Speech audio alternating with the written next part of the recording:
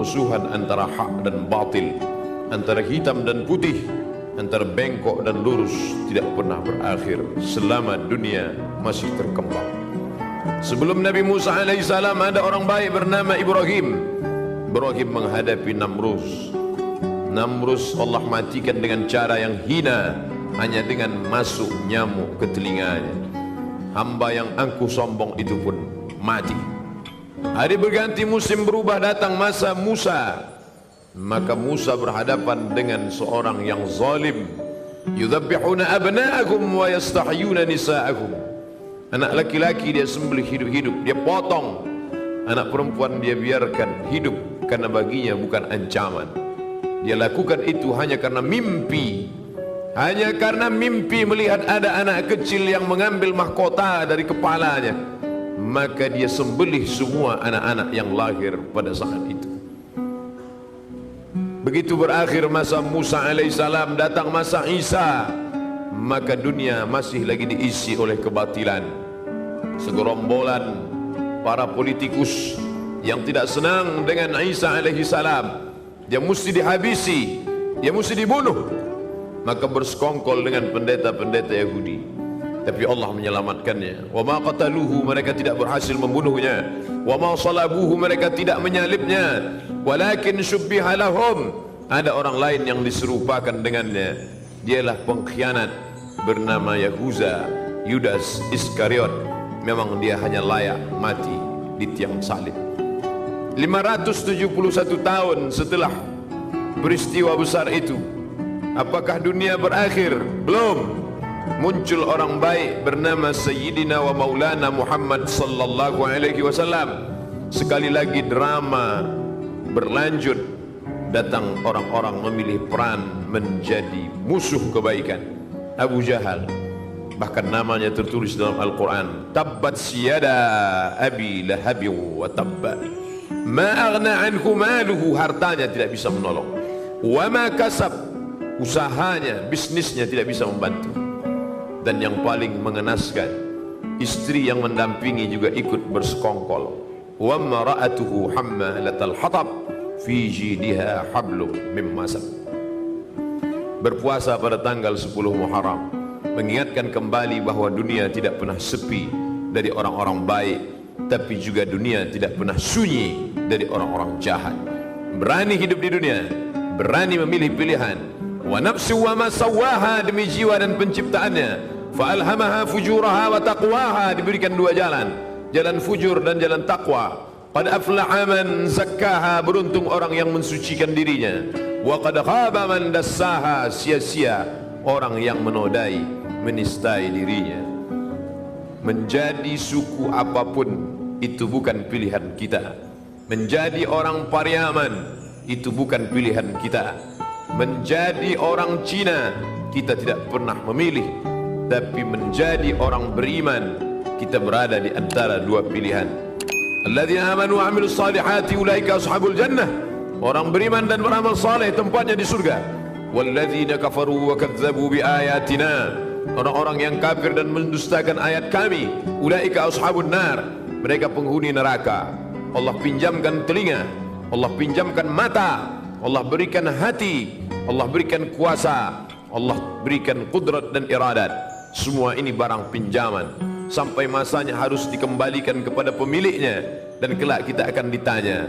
Inna sam'a, pendengaran, wal basar, penglihatan, wal fuad, hati dan pikiran, kullu ulaika kana anhu mas'ula, semua akan disoal, semua akan ditanya. Kemana telinga kau pakai? Sudahkah kau cari kebenaran? Kemana mata kau gunakan? Sudahkah kau pandang kebenaran? Kemana hati dan pikiran kau manfaatkan? Sudah kau pilih kebenaran? Pada saat itu Musa berhasil memilih kebenaran. Pada saat itu Isa berhasil mengalahkan kebatilan. Zaman Nabi sudah terputus. La nabiyya ba'dah, tak ada satupun Nabi sesudah dia. Tidak ada lagi Nabi. Tapi pertikaian, konflik antara hak dan batil masih terus ada. Hari ini kita beramai-ramai di rumah Allah, tapi di saat yang sama ada juga orang-orang batil di tempat kebatilan. Nanti malam kita akan salat Isya pengajian, berada di tempat yang baik, masjid, bersama orang-orang baik, ulama. bersama sahabat-sahabat terbaik orang soleh. Tapi nun di seberang sana ada orang-orang berada di tempat yang tidak baik bersama pelaku maksiat fasik. Wallahu la yahdil qaumal fasiqin. Berani hidup di atas dunia, berani memilih antara hak dan batil. Tapi kita tidak pernah sombong. Kita minta kepada Allah, Allahumma arinal haqqa haqqa warzuqna ittiba'ah. Tunjukkan padaku bahwa yang benar itu adalah benar, berikan aku kekuatan untuk mengikutinya. Wa arinal batila batila warzuqna ijtinabah. Tunjukkan pada aku bahwa yang batil itu salah dan beri aku kekuatan untuk menjauhinya. 10 Muharram bukan sekedar menahan makan dan minum. 10 Muharram mengingatkan kembali tentang konflik antara hak dan batil. Sanggup kita memilih, kita menang. Salah kita memilih, kita gagal. Singkat, tapi akibatnya luar biasa. Berapa lama menjalani hidup yang salah, yang khilaf, yang tidak benar itu? Hanya dari akil baligh umur 10 tahun menjelang malaikat maut pencabut nyawa datang 63 tahun. Itu pun kalau sampai seperti umur Sayyidina wa Maulana Muhammad sallallahu alaihi wasallam.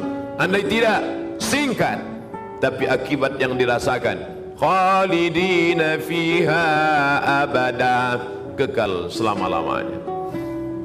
Asyura 10 Muharram mengingatkan kita bahwa boleh bersyukur atas matinya orang yang zalim. Dia sudah lama mati. Kenapa sampai hari ini orang beriman masih bersyukur? Dia sudah lama ditenggelamkan di Laut Merah. Kenapa hari ini orang beriman masih bersyukur? Bersyukur diselamatkan Musa, bersyukur ditenggelamkan Fir'aun, musuh agama Allah. Bila hari ini ada orang berkata dia tidak jahat, dia hanya khilaf, dia tidak pernah memusuhi agama Allah, dia hanya tersalah, maka orang yang bersalah itu mesti ditunjukkan kesalahannya. Kita bukan bangsa pendendam. Kita tidak pernah mendendam dalam hati, tapi kita ingin menunjukkan ihqaqul haq wa ibtalul batil, bahwa yang benar adalah benar, bahwa yang batil adalah batil, bahwa pernah membunuh, pernah menyiksa, pernah menyakiti, pernah menghabisi ulama dibunuh, maka mesti diceritakan kepada khalayak ramai. Ini kelompok kebatilan, ini orang tidak bertuhan yang mengatakan yang bertuhan adalah opium. Siapa saja yang bertuhan beragama, berarti dia sudah terkena candu opium bernama agama. Maka orang beragama mesti dihabisi, ulama-ulama yang mengajak kepada agama mesti dibunuh. Maka itu mesti diungkap kembali, diceritakan kepada anak cucu, ditonton bersama, diperlihatkan kebatilannya.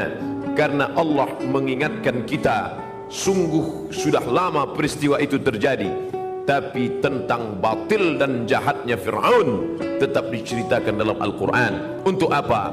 Menjaga generasi akan datang agar mereka bisa membedakan. Tidak abu-abu, kalau putih jelas putihnya, kalau hitam tampak hitamnya. Karena yang abu-abu itu tidak membawa kepada kebaikan.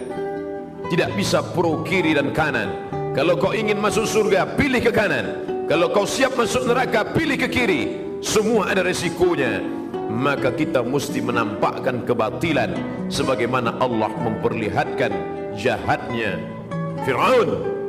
Diingat sepanjang masa, padahal dia sudah ditenggelamkan ribuan tahun yang lalu. Laut Merah menjadi saksi bisu. Kenapa masih diulang juga setiap tahun? Ini menunjukkan orang Islam mesti ingat. Fadzakir, ingat-ingatlah. Inna fa'atiz zikra, karena peringatan itu bermanfaat bagi orang yang beriman. Fadzakir, berilah peringatan. Fa inna dzikra tanfa'ul mu'minin, karena memberikan peringatan bermanfaat bagi orang-orang yang beriman. Tunjukkan orang batil itu batil, tampakkan orang yang salah itu salah. Jangan sampai diikuti jejaknya. Selamatkan generasi yang akan datang, sebagaimana Nabi sallallahu alaihi wasallam menceritakan tentang kisah Fir'aun bersama Musa alaihissalam. Al-yawma, hari ini, nunajjika, kami selamatkan engkau bibadanika, dengan badanmu tidak mati dimakan cacing tanah. Al-yawma, hari ini, nunajjika, kami selamatkan engkau bibadanika, dengan badanmu tidak membusuk di Laut Merah. Hari ini dia terbujur kaku dalam Museum Tahrir Square di tepi sungai Nil Kairo. Rambutnya berwarna keemasan, kulitnya kehitaman mengering ditelan masa, tapi dia tetap awet. Bagaimana membedakan dia Ramses II dengan mumi-mumi yang lain? Mana yang mumi yang mengejar Musa? Mana mumi yang tenggelam di Laut Merah? Subhanallah, Masya Allah, dalam paru-parunya ditemukan garam. Tidak mungkin masuk garam ke dalam paru-paru, karena ketika kita minum sambil bicara, ketika air masuk dalam saluran pernapasan, kita akan tersedak. Itu kuasa Allah. Tidak mungkin air gula, air garam masuk ke dalam paru-paru. Tapi Fir'aun mati dalam keadaan sangat mengenaskan dan menyakitkan. Falamma adrakahu al-gharaqu, ketika dia tenggelam di Laut Merah, air itu masuk ke lubang hidungnya, masuk ke telinganya, dan yang paling menyakitkan, masuk ke saluran pernapasannya. Dia tak bisa tersedak di dalam Laut Merah. Akhirnya garam itu masuk ke paru-parunya. Ketika dibuka oleh para pakar, inilah dia orang yang mati di Laut Merah. Allah tunjukkan signal, ada tanda-tanda bergaram paru-parunya. Paru-paru yang tidak bisa dimasuki air apapun karena kuasa Allah. Tapi musuh yang satu ini disakitkan dengan sakit yang luar biasa. Mati itu adalah sakit, sampai-sampai dikatakan seperti tebasan pedang di tempat yang sama beratus kali. Sampai-sampai dikatakan seperti kambing yang dikuliti hidup-hidup. Tapi yang menyakitkan di atas sakit dialami oleh Fir'aun, maka dia merasakan kematian itu. Akhirnya yang berkuasa, yang zalim itu mati juga. Yang kaya mati, yang miskin mati. Yang ganteng mati, yang jelek, yang buruk juga mati. Yang pernah berkuasa sehebat Fir'aun, hari ini tegak kekuasaannya dalam bentuk piramid, satu di antara 7 keajaiban dunia. Sampai saat ini tak terpecahkan bagaimana menyusun batu-batu besar yang beratnya mencapai 2 ton, tapi bisa dibangun dengan simetris. Ada 3 lubang makam di dalam. Bahkan ada yang ketika saat tertentu masuk cahaya matahari, ruang yang gelap dalam piramid terang benderang. Sungguh mereka pernah hidup dalam masa kejayaan. Tiang-tiangnya yang besar, mereka tidak membuat cor, mereka tidak membuat tiang dari semen, tapi bukit yang mereka pahat. Wa tanhituna minal jibali buyuta, ada di antara mereka yang sanggup memahat bukit menjadi rumah. Prancis tertarik melihat tiang yang besar itu. Mereka bawa kapal membawa tiang besar dari Mesir menuju Paris, Prancis. Sampai hari ini mereka tegakkan di tengah kota Paris. Apa maknanya? Generasi belakangan tertarik dengan peninggalan-peninggalan Fir'aun. Tapi itu semua hanya sebagai saksi sejarah bahwa orang yang zalim berkuasa itu pada akhirnya mati. Ibrahim meninggal, Namrud mati. Musa meninggal dunia, Fir'aun mati. Isa diangkat oleh Allah ke tempat kemuliaan. Herodes, pendeta-pendeta Yahudi yang bersekongkol dengan tentara Romawi, mati. Muhammad sallallahu alaihi wasallam meninggal dalam husnul khatimah. Fir'aun, Abu Jahal, Abu Lahab, semuanya juga mati. Harimau mati meninggalkan belang, gajah mati meninggalkan gading. Manusia mati meninggalkan nama, nama yang baik atau nama yang buruk. Goreskanlah dengan tinta emas, bukan karena ingin dikenang sepanjang masa, tapi hanya ingin agar ketika nama-nama orang baik masuk ke dalam surga yang dijanjikan Allah. Wasiqal ladzina taqaw ilal jannati zumara, ketika orang-orang bertakwa itu digiring masuk ke dalam surga, Allah sampaikan salam untuk mereka. Malaikat membacakan salam itu, salamun qaulam mir rabbir rahim, selamat untuk kalian, bukan dari presiden, bukan dari gubernur, mir rabbir rahim, dari Rabb yang maha pengasih lagi maha penyayang.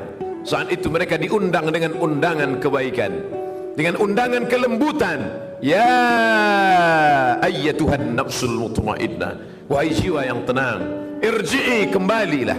Hari ini kau berada di perantauan, sampai masanya kembali ke kampung halaman. Irji'i ila rabbiki, kembali kepada Tuhanmu.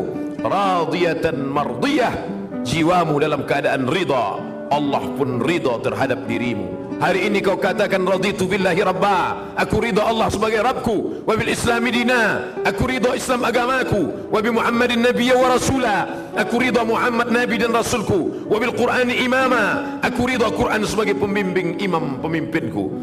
tapi Allah belum tentu ridha kepadamu. Tapi bila kau istiqamah memilih jalan Musa, jalan Isa, jalan Muhammad sallallahu alaihi wasallam, kau akan dipanggil dalam keadaan radiyatan mardiyah. Fadkhuli fi ibadi, masuklah dalam golongan hamba-hambaku. Fadkhuli jannati, masuklah ke dalam surgaku. Hari itu kau tak merasakan kesakitan. A'dadtu li ibadiyas salihin, aku sediakan, aku siapkan kepada hamba-hambaku yang saleh. Mala a'yunun ra'at, tak pernah dilihat mata. Wala udhunun sami'at, tak pernah didengar telinga. Wala khatara ala qalbi bashar, tak pernah terlintas di hati manusia. Berapapun usia yang dititipkan Allah, selama hayat di kandung badan, selama ruh masih berada dalam jasad, selama jantung masih berdetak, selama darah masih mengalir, selama masih dipompakan nafas oleh paru-paru, beramal soleh menjadi tujuan. Tapi puncak dari segalanya adalah ilahi anta maqsudi, engkau yang ku maksud, bukan surgamu, bukan takut nerakamu. Ilahi anta maqsudi wa ridhaka matlubi, ridhamu yang ku cari. Karena ketika dapat ridha, surga sudah di tangan. Kalau masuk surga belum tentu memperoleh ridha. Allah bertanya kepada mereka yang di surga, "Madza turidun?" Apa yang kalian inginkan? Semua menjawab, ridhaka. Maka kita meminta, Allahumma inna nas'aluka ridhaka wal jannah wa na'udzubika min sakhatika wan nar. Hidup mengikuti Fir'aun, silakan. Hidup ikut gaya Namrus, tak ada larangan. Hidup mau ikut gaya Abu Jahal, Abu Lahab, silakan. Tangan terbuka bebas. Semua akan diminta tanggung jawab.